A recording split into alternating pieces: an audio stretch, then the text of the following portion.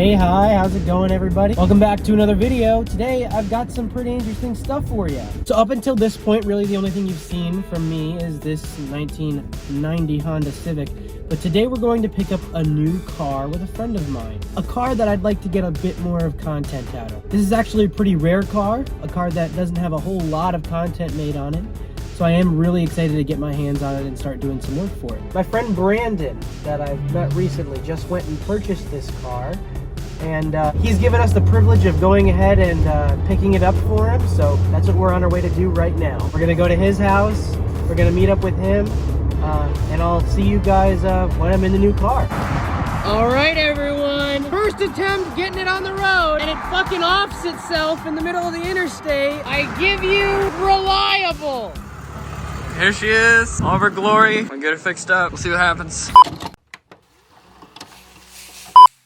Hi.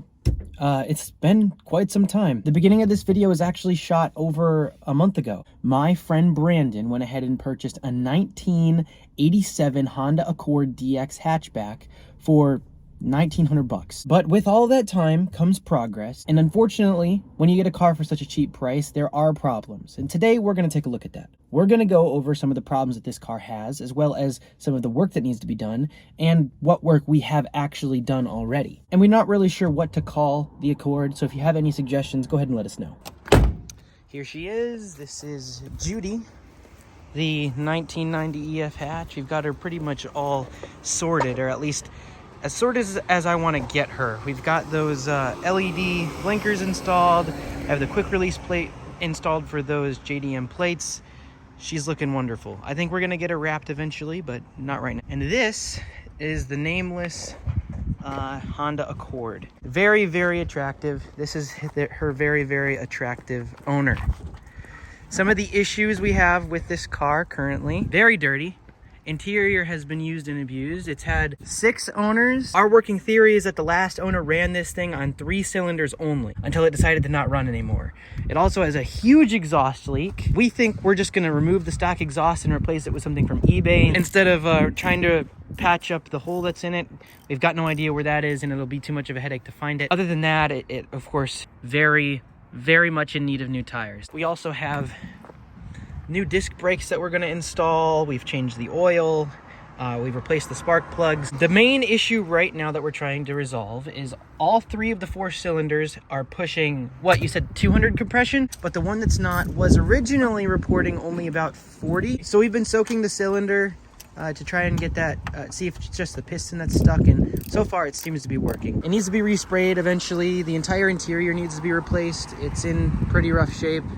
Seats definitely need to be replaced. The headliner, trying to treat it with leather treatment. It took us 2 or 3 days to get this ugly purple tint off, and we didn't even do that very good of a job. This thing needs a lot of love, but as soon as we can get it onto the road, that'll be the best. So what we're gonna do now is we're gonna remove all 4 spark plugs. We're gonna squirt that mystery oil out of cylinder 2, right? 3. Cylinder 3. 1, 2, 3, 4. In order to get all the oil out of there, and then we're gonna test the compression in order to see what's what. All right, so we've got all 4 spark plugs removed. Now we're gonna dry crank the engine in order to get all that oil out. Hopefully I can get that on camera. If not, that's fine.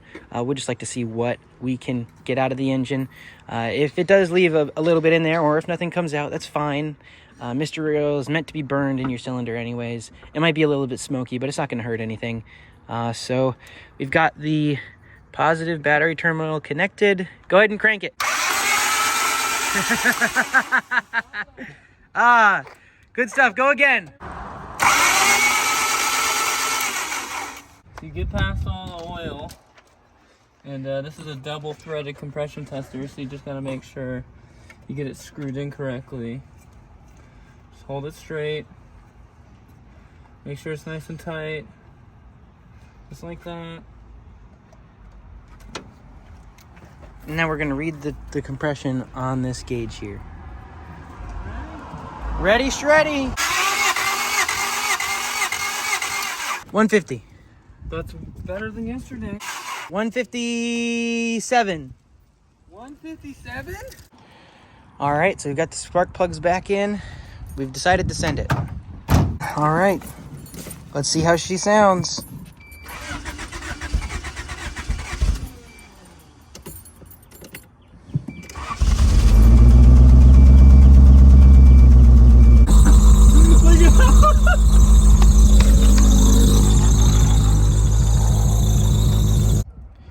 He's taking his clock out. He's taking his clock out. Seemingly no more misfires, but now we have the issue of it revving too high at idle. So we adjust the idle bolt, I guess? Idle screw. Idle screw. Rip her right off. Oh, the screwdriver's too thick. We've dongled the screwdriver. All right, let's see what we can't figure out here.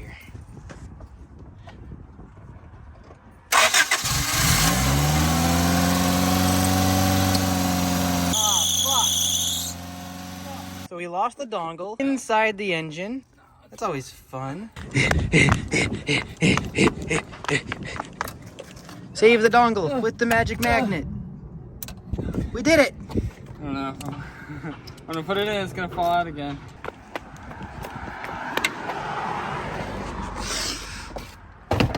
Option B is fairly jank, but so is what we're currently using. Option B is this guy. We got a screwdriver adapter.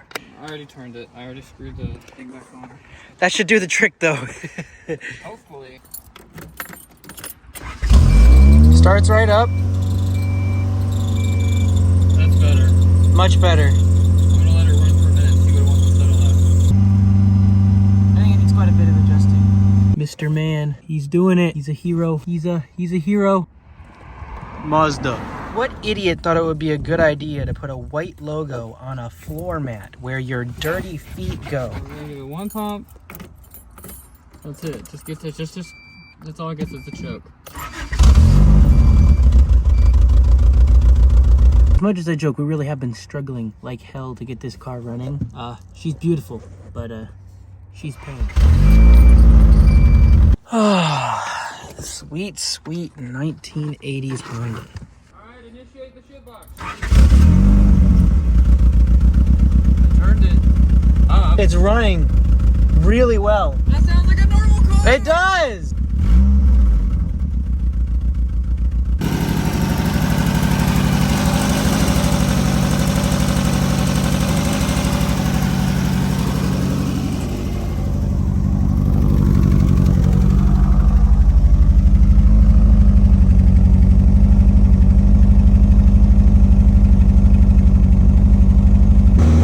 Got it running again. He's winking at us. Well, hopefully, all of the stuff we showed you, it explains why we haven't been able to get any real progress done in this car. Every time we fix something, something else decides to go wrong. So we're gonna find a mechanic for it, hopefully.